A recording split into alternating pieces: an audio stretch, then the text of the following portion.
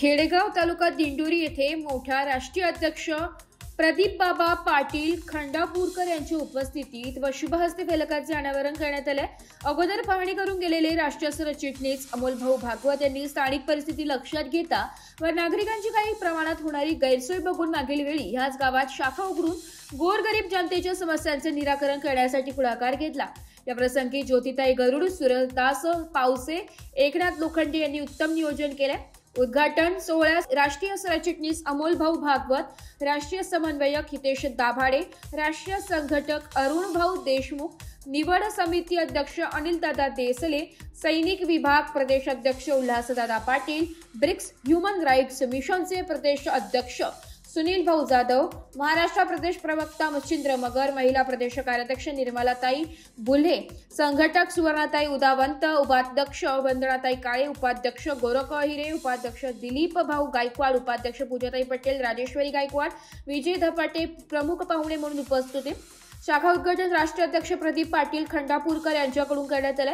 त्यानंतर राष्ट्रीय अध्यक्ष प्रदीप बाबा पाटील खंडापूरकर यांनी आपल्या मागील सामाजिक क्षेत्रातील प्रवासाविषयीची आठवणी सांगून नागरिकांनी मनामध्ये जिद्द ठेवावी आणि जनहिताच्या गोष्टी करणाऱ्यावर जास्तीत जास्त भर द्यावा व आपले जीवन सार्थ करावे असे आवाहन केले। त्यानंतर उत्तर महाराष्ट्र सचिव ज्योतिताई काजळे, उत्तर महाराष्ट्र कार्याध्यक्ष अविनाश भाऊ वाघ, नाशिक जिल्हा महिला संपर्क प्रमुख सुनीताई गांगुर्डे, नाशिक जिल्हा सरचिटणीस श्यामभाऊ जाधव, तालुका उपाध्यक्ष राहुल मोरे, नाशिक जिल्हाध्यक्ष डी.व्ही.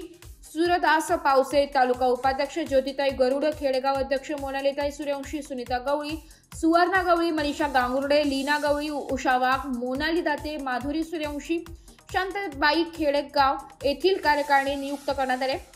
महिला शक्तीला नियुक्तीमध्ये प्राधान्य देण्यात आले।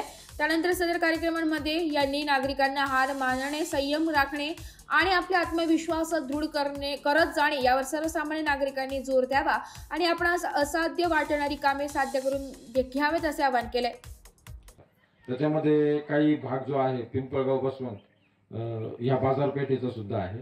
तर या भागामध्ये दारू पिणाऱ्यांची संख्या जास्त आहे, कारण की काय होतंय का रात्री अपरात्री कधी पण पहाटे दारू यांना मुबलक उपलब्ध होते। मग याच्यावर प्रश्न असा उरतो की प्रशासन कुठे याला कंट्रोल करते, हा सुद्धा मुद्दा ज्या संबंधित व्यक्ती त्यांच्या मार्फत घेऊन त्यावर आपण अखिल भारतीय भ्रष्टाचार निर्मूलन संघर्ष समितीकडे पुढे काम चालू करूया।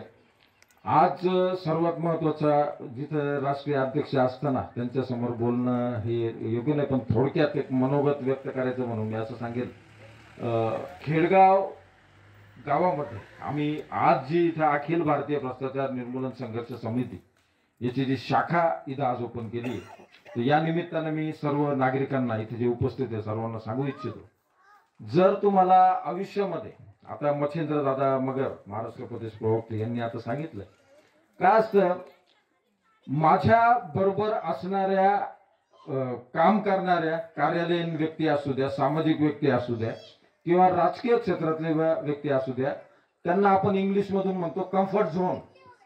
कम्फर्ट झोन मध्ये त्या व्यक्ती राहतात। म्हणजे काय होतंय, आपल्याकडे जे आहे याच्यामध्ये समाधानी होणं थोडक्यात। याच्यामध्ये एक वेगळी गोष्ट अखिल भारतीय भ्रष्टाचार निर्मूलन संघर्ष समितीच्या पदाधिकाऱ्यांची तुम्हाला अशी जाणवेल की हे व्यक्ती कधी समाधानी नाहीये।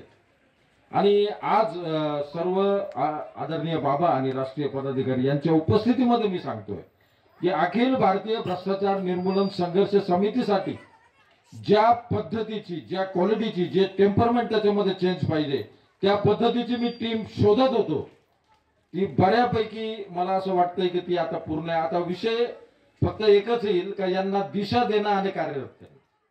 मी इथे आवर्जून उल्लेख करेल ज्योतिताई काजळे, ज्यांना की आम्ही आता भ्रष्टाचार निर्मूलन समितीमध्ये समाविष्ट करून घेणार आहे। सुनीताताई गांगुर्डे आहेत, त्याच्यानंतर पोटे मॅडम आहेत, त्याच्यानंतर सर्वात महत्वाचं म्हणजे अविनाश वाघ। आपण ज्याला म्हणतो का झपाटलेला जो म्हणतो ना, काय असतं की काही माणसं असे असतात की स्वतःच्या समस्यांकडे दुर्लक्ष करून, आता इथे येताना सुद्धा त्यांचा मला गाडीत फोन आला होता, नाशिक रोड पोलीस स्टेशनला 2 मिनिटं येतात का?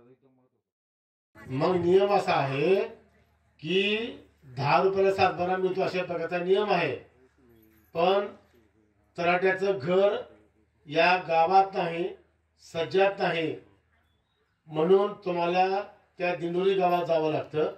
समजा तुम्ही गरीब वस्तीमध्ये लोक आहेत, तुमच्या मुलीचं 10वीचं 12वीचं काम आहे, मग तुम्हाला काय करावं लागेल? दिंडोरी जावं लागेल. जायचे 40 रुपये, याची 40 रुपये. पहिल्या भेटीमध्ये हरामखोर भेटतच नाही. लक्षात भेटतो का? नाही भेटत. म्हणजे तुम्हाला 7-12 8 जे का असेल 200 रुपयाला पडतो. कायदा असा बोलतो, तलाठी, ग्रामसेवक, गिरदावर, डॉक्टर, कृषी सहाय्यक, नर्स, लाईनमन यांची घरं सज्जामध्ये असली पाहिजेत. आणि ते असल्यामुळं तुम्हाला खूप मोठा त्रास होतो. तुमच्या मुलाचे दाखले काढायला, तुमच्या मुलाचा आठवडा काढायला हा त्रास होतो. म्हणून आमची संघटना सज्जामध्ये यांची घरं असली पाहिजेत यासाठी. एस मराठी न्यूज साठी तालुका प्रतिनिधी भाऊसाहेब पिंगळ, दिंडोरी.